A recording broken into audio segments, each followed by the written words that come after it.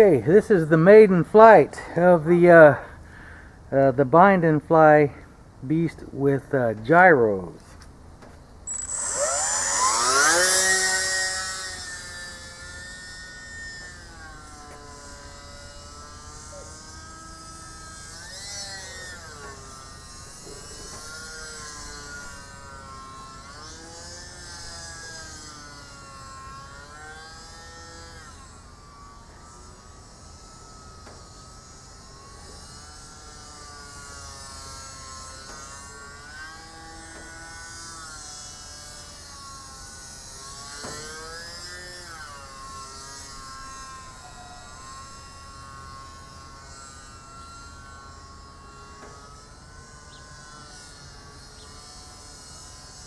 The breeze is considerably powerful, but the plane is fairly stable because of the gyros.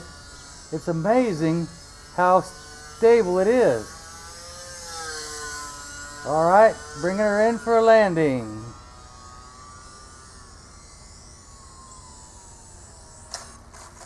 Nice landing.